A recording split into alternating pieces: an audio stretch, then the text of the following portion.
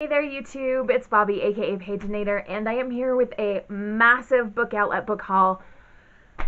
I think we've previously established the fact that I have no control. I should never be allowed to get onto book outlet website again. Except for I have to, because I'll explain why later, but only to get one book, right? Like, that's gonna happen. I'm guessing that a good share of the people who watch this channel are book addicts like me, so you won't mind if I talk about a lot of books today, and I mean a lot of books. So let's just dive in and get going. I'll try to keep this brief. Some of them I'm going to be reading little pieces from, some I'm just going to summarize in my own words, so here we go. First up, on Book Outlet you can get bargain books and you can get scratch and dents, and 4 of my choices today are scratch and dents. And just to give you an idea of what they consider a scratch and dent, this is a little bit bent on the bottom cover, but that's really it. So it's a pretty dang good deal, because the scratch and dents are even cheaper than the bargain books, which are cheap to begin with.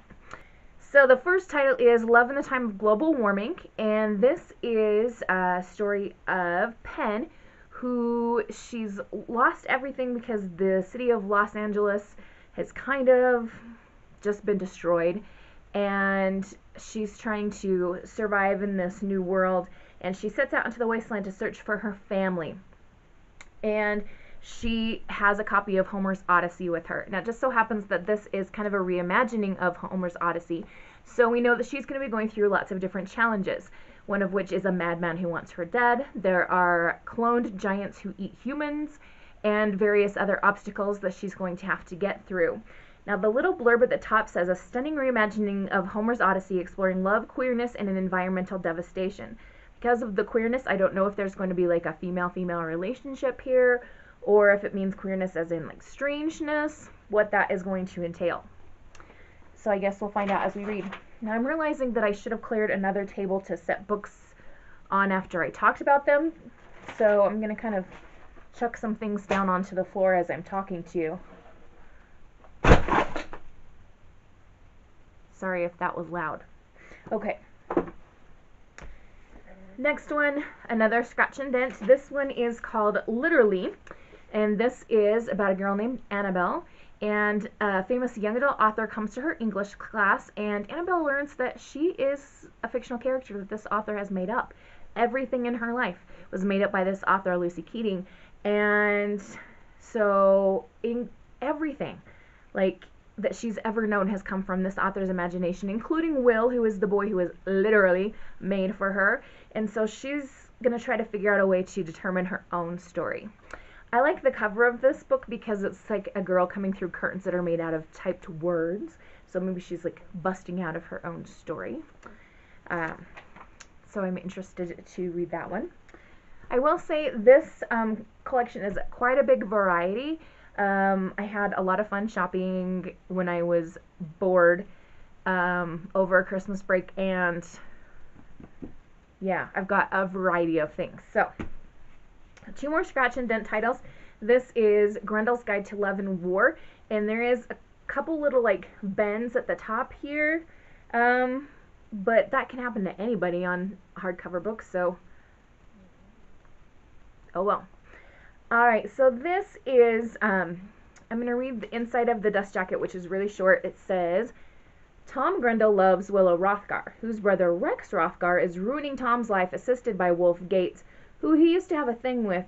Zip Grendel, Wolf Gates, who used to have a thing with Zip Grendel, but now she's more into Ed Park, whose best friend Tom Grendel is reaching the end of his rope.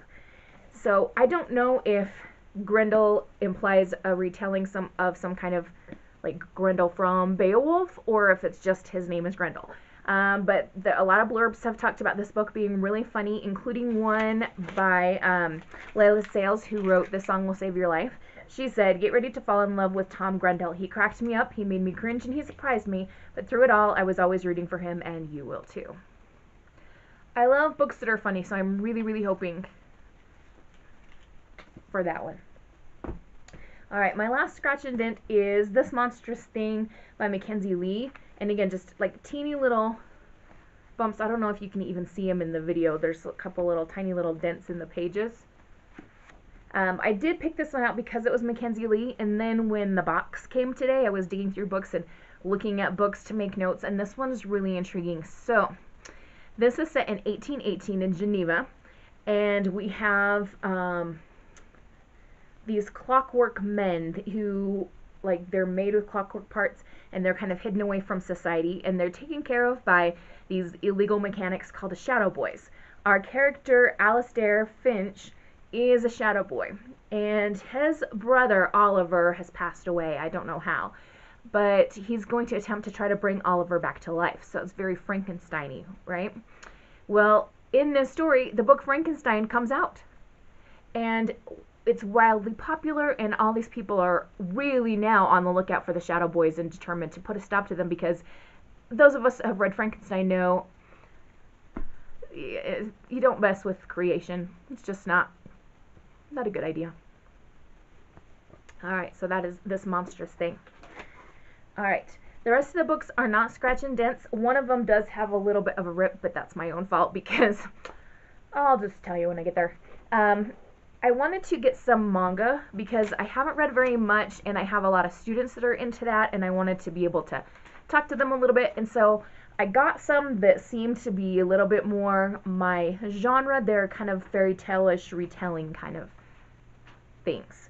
So the first one I got is Captive Hearts of Oz, and I got 1, 2, and 4. I mistakenly did not get number 3, which is why I need to go back on Book Outlet and look for number 3. I don't know why I didn't pay attention to the numbers more carefully. But this is Dorothy, who is going to the land of Oz, and there's some strange things, but she just wants to go home. And it says, following the advice of a kindly witch, Dorothy must travel to the Emerald City and seek out the Wizard of Oz, who alone has the power to send her back to her world. Buried secrets and fantastical adventure await Dorothy as she travels through the wonderful land of Oz.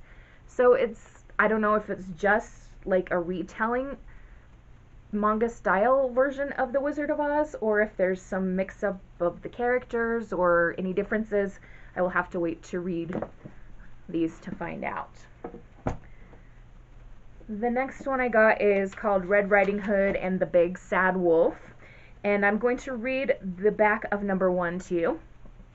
It says, once upon a time in a faraway wood lived a kind-hearted wolf. He lived in harmony with the flowers and birds until the fateful day he met Red Riding Hood, a gleeful pyromaniac who burned his house down and then fell in love with his tear-stained face. Be prepared to laugh and cry along with this very twisted fairy tale. So that just kind of seemed like a fun twist on Red Riding Hood. And then this is the cover for volume 2. And the last manga that I got is Beasts of Abigail. And similarly, I will read the back of number 1 to you. This is not a retelling, but it's fairy tale-ish. Nina feels like she's entered a fairy tale after moving to the beautiful country of Ruberia, but the charm wears off quick when she gets bitten by a wolf like Luga and becomes one herself. She's soon dragged off to the penitentiary academy known as Abigail, where young Luga learned how to serve humans. Her strong-willed attitude soon wreaks havoc on the academy's alpha-omega hierarchy, winning her new friends, a plenty of enemies, maybe even a lover or two. Will Nina make it home, or will she remain a Luga forever? Alright, here is the cover of volume 2 and volume 3. Why can't they just not print these backwards? I get it, you read them backwards, I get it, but why? I really am curious as to why, so if you know the answer to that, please let me know. I'm sure somebody does. Alright, up next, I will show you the one that I accidentally damaged because I'm a dummy. I have these 2 books that came packaged together in a box. Oh, one of these boxies. And as I was putting them back in the box earlier, I shoved it in the wrong place and ripped this page. So totally not the fault of Book Outlet that there's a rip there. It is my own fault. Alright, let's take a minute and just appreciate the very interesting covers here. We have The Death and Life of Zebulon Finch, Volume 1 and Volume 2. This is the second one, this being the first one. So this is about a boy who's been 17 years old for like 100 years. He's a gangster, and he's gunned down by the shores of Lake Michigan. So we're in the Chicago area here. And then he's mysteriously resurrected, and he's going to have a second life. And so his new life begins as a sideshow attraction in a traveling medicine show. And there are going to be other things that he encounters and goes through there. These are some big hefty books, so they will take me a while to get through. Why do I keep buying books when I haven't read all of the books on the shelf behind me? It's a sickness, really. But at least I'm like not addicted to drugs or something. It's book buying. Much healthier, right? Okay, next we have Mask of the Red Death and Dance of the Red Death. This is number 1 and this is number 2. I don't know if there are more books in the series. I think it's just a duology. This is by Bethany Griffin, and there is a plague that has wiped out a whole lot of the population. The city is crumbling, and those that are surviving, a lot of them are just trying to live in oblivion because they're trying to hide themselves away and get rid of the pain that they're going through because they've lost people they love. So our main character, Araby, she's really into looking for oblivion. She hangs out at the Debauchery Club. That's quite a name for a club. And she's really just trying to live her life in an escapist fashion so that she can get away from everything that's going on in the crap real world. We have Will, who is the proprietor of the Debauchery Club, and we have Elliot, who is described as wickedly smart, an aristocrat who is wickedly smart. And every one of them has secrets. I am smelling a love triangle because we have a girl and 2 boys. I don't know if there's going to be a love triangle, but kind of possible. Okay, what's next? Some more series kind of things. I got the Luck series with the new covers. When they first came out, they were all the girls in the ball gowns. So we've got Lux, Rumors, Envy, and Splendor. And I have never read the Lux series. I know that it's about 2 sisters who are in the Manhattan social scene, but everything is far different than what it appears, and there's bachelors, and I don't know if there's like paranormal stuff in this series. There's a lot of gossip, and in a world of luxury and deception, appearance matters above everything, and breaking the social code means ruining the risk of being ostracized forever, running the risk of being ostracized forever. I hope I've kind of given you a sense of what that is. Most of you out there probably already read the Lux series and can tell me way more than I probably even want to know at this point. Little side note, yes, my hair looks weird. I live in Wyoming. It's been snowing all day long. All day long. So when I went out on bus duty, it snowed. When I went to my car to leave, it snowed. When I went to the post office to get my book outlet package, it snowed. So my hair looks like crap. Sorry. This video is brought to you by snow. Alright, then we have another duology. This Savage Song and Our Dark Duet. I still have never read anything by Victoria Schwab. I know, it's awful. I've heard she's an amazing, amazing writer, and yeah. So this is the first one, and then it goes to this one, and I'll read the back of the first one. It's just 2 paragraphs.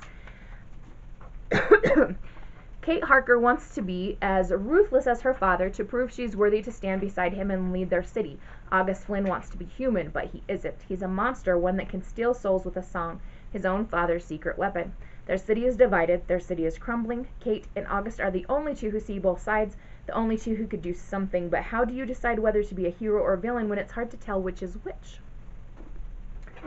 And then the series continues in Our Dark Duet, and I'm not even going to read the back of this because I don't want to accidentally get spoiled for something that might be in here. Alright. I have a lot more books. I hope that you're not getting tired of this, but if you are, feel free to come and go as you please. I'm not suggesting that you have to sit down and watch this entire video right now. This book I'm really excited to show my students. I have got a group of girls this year that are obsessed with the Selection series, and this I think is going to give them similar vibes. I'm really hoping that it's middle school appropriate, because that would really suck if it was not, because I'm thinking they're going to love this. It's called First Date, and it is by Krista McGee. It is about a girl named Addie who is a very serious high school student. She wants to go to an Ivy League school, And there's going to be this reality TV show where you can win a date to the prom with the president's son. She does not even try out for this show, but somehow she ends up on it. And there are 99 other girls, and the president's son is really attractive, and he doesn't seem to be all that interested in the other 99 girls. He's kind of intrigued by her, maybe because the other girls are throwing themselves at him, and Addie's like, I didn't want to be here in the first place. So if you know the selection series, you can see why that sounds very similar to me, because America doesn't want to be in the selection, but she ends up in the selection, and so on and so forth. Alright, this next one is Empress of the World by Sarah Ryan. It's been out for quite a while. I think it was released in 2001. And I've heard about it before, and then I saw it on Book Outlet, and I thought, oh, I want to give that one a try. This is a LGBT romantic story, two females. Nicola Lancaster is going to this summer institute for gifted youth, and she makes this group of friends, and there's one particular girl named Battle who they start to become friends right away, and maybe more. And one of the lines on the cover says, what do you do when you think you're attracted to guys and then you meet a girl who steals your heart? So this would be a good one to go for. I'm really trying to find a middle school appropriate romantic story between two girls, because I've got a student who is identifying now as lesbian, and she wants to read a romantic story between two girls. But I'm having a struggle of finding one that doesn't have too much sexual activity in it. Kissing is fine, because normal, whatever, kids that age can do that, but I don't want one that's overly sexual. So if you happen to know of one that might fit that description, please make a note in the comments below. I would really like to be able to give that student a book to read that she can see herself in, but one that's appropriate for her age. Alright, next up I have Emergency Contact, and this has been all over BookTube and the book blurbs, blogs, and everything. So this is more of a new adult story because it's a girl who's just out of high school, I guess technically still young adult. And so Penny is going to her first year of college, and then we also have Sam, who I think he's trying to make it as a musician or an actor or something. But these two characters, they meet in real life, and it's very, very awkward. I think it's described as a collision of unbearable awkwardness. And they end up swapping phone numbers anyway and start texting each other and become very close through the digital communication. But they've got to figure out how to meet each other and get along in real life. I totally can relate to the idea of the story because I'm very awkward. Probably not surprising to anyone out there that I am, but yeah, very awkward. The next book is Blood Red Snow White by Marcus Sedgwick. I picked this because it is by Marcus Sedgwick. He is a fantastic writer. He has won the Prince Award, which is all about the quality of the writing. Really, really beautiful writing, and this one is about a man named Arthur Ransom, who's a writer, and he leaves his wife and his unhappy marriage in England and moves to Russia to work as a journalist, and there is a violent revolution about to erupt.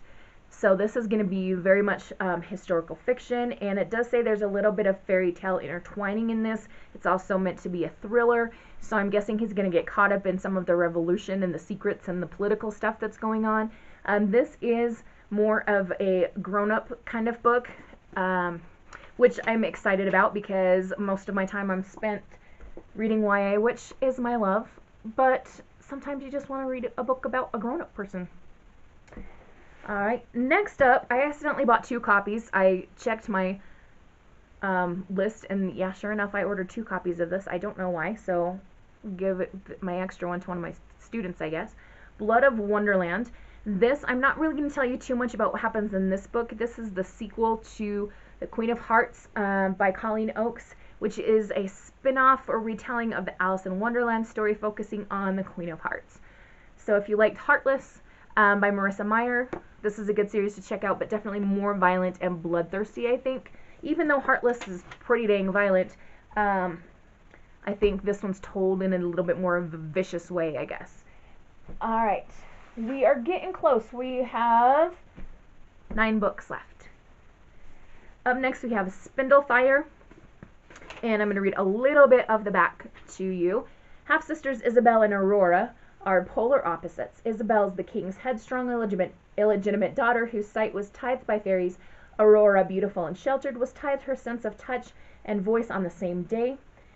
Despite their differences, the sisters have always been extremely close, and then everything changes with a single drop of Aurora's blood and a sleep so deep it cannot be broken. So this definitely sounds like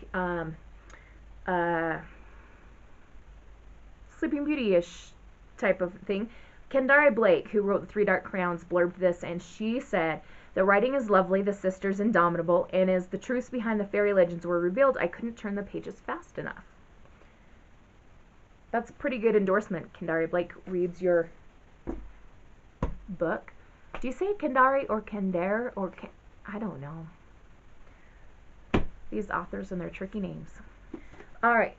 Up next we have An Enchantment of Ravens by Margaret Rogerson, and this is quite a large size book, not terribly thick, but just a large book. This is about a girl named Isabel, and she creates portraits of the fairy, and she's commissioned by the Autumn Prince Rook to do a portrait, and this is her first like royal commission, so she's very excited, but she accidentally put some mortal sorrow in his eyes, and it's kind of a crime according to him, so he takes her back to his world to punish her for this crime. And when they get back there, some things are terribly wrong, and it says in the dust jacket that the two must depend on each other for survival. I don't know if there's going to be a relationship developing between them as far as romantic goes, or if they're just going to learn to tolerate each other, or how that's all going to work out. But interesting sounding premise for a story. And while I'm kind of not so patiently waiting until I get to go meet Holly Black and get my copy of The Wicked King, which is just in a few weeks, but still, this might be a good thing to hold me over while I'm waiting. All right. I actually am going to get 2 copies of The Wicked King because I ordered a special edition box, and then I found out that Holly Black was coming to an independent bookstore in Salt Lake City that I love to go to. So I'm going to go see her there and get another copy of it. It's okay to have 2 copies of a brand new book, right? Yeah, I think we're okay with that. All right. Next we have Lying Out Loud. This is by Cody Keplinger, and it says it's a companion to The Duff. I do have The Duff. I haven't read it, but I've seen the movie and I loved it. Such a fun story. This is total high school relationship story. We have Sunny. She lies about everything to the point where she gets kicked out of her own home, and she's lying about the fact that she's staying at her friend's house. Her friend's name is Amy. And she's like sneaking into Amy's house at nighttime because she doesn't have anywhere else to sleep. Ryder has a crush on Amy, and he kind of reaches out to her via email or electronics in some way. And Amy and Sunny think, ooh, let's prank Ryder. And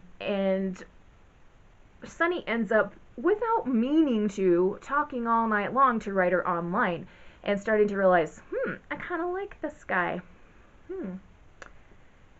So, what shall happen? Shall the truth be revealed? Will anyone believe her? We shall see.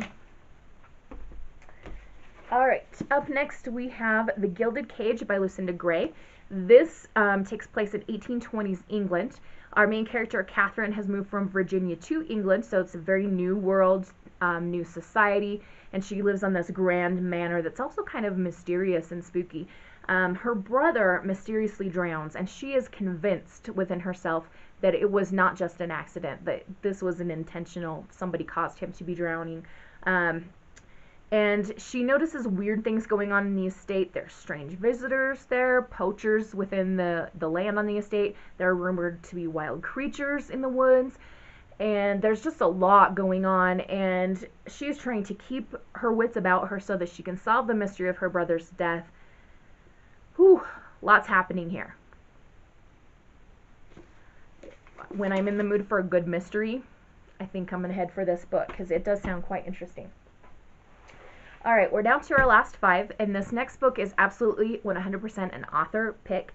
This is Made You Up by Francesca Zappia, who wrote Eliza and Her Monsters, which is one of my favorite books that I've read in the past couple of years. It's just utterly fantastic.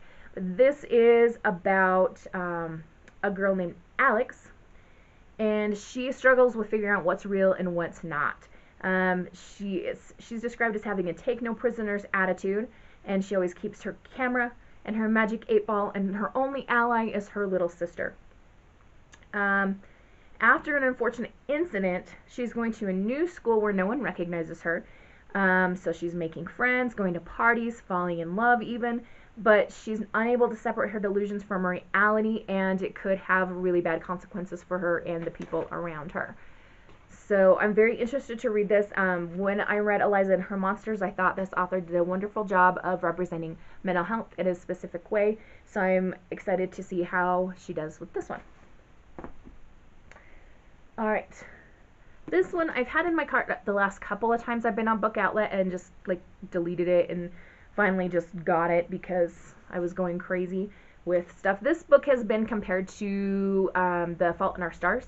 We have two characters, Leo and Beatrice. Leo is a good writer, and he's kind of challenged by a teacher of his to work on his writing.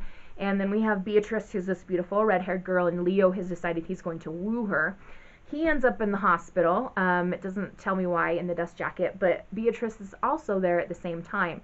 And so he's going to really try to woo this beautiful girl. And there's a quote here that says, "A thrilling but heartbreaking journey." Is this going to be one of those books that makes me cry? I'm not looking forward to that.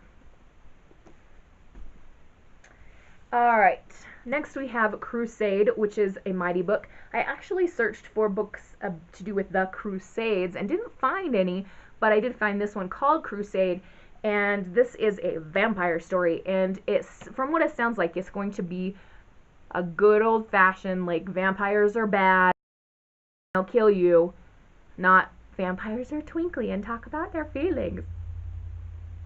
Anyway, we have Jen, who has been training as a vampire hunter at the Special Academy, and when a family death forces her to head back to San Francisco, she realizes that the city is a major vampire stronghold, and so she and her hunting partner Antonio are going to be fighting these vampires, and there's some kind of relationship going on between the two of them, hinting at some romance possibly between those two characters.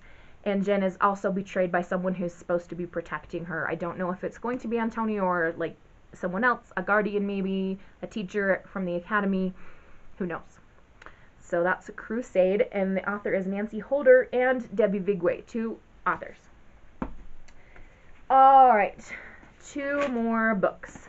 We have The Radiant Road by Catherine Catmull. Here is the cover. And I'm going to read a short piece from this. Claire McLeod has lived all her life with an awareness of the strange tales of fairies and magic making told to her by her mother who died years ago. No longer a child, Claire has learned to suppress the magic that haunted the corners of her life, to say the word fairy with the appropriate disbelief. But after years of living in America, Claire and her father returned to Ireland, to the house Claire was born in, a house built into a hillside with an ancient tree for a wall. For Claire, the house is not only full of memories of her mother, but full of the strange and mysterious, and a boy with raven dark hair, and of dreamlike nights filled with stars and magic. Intriguing.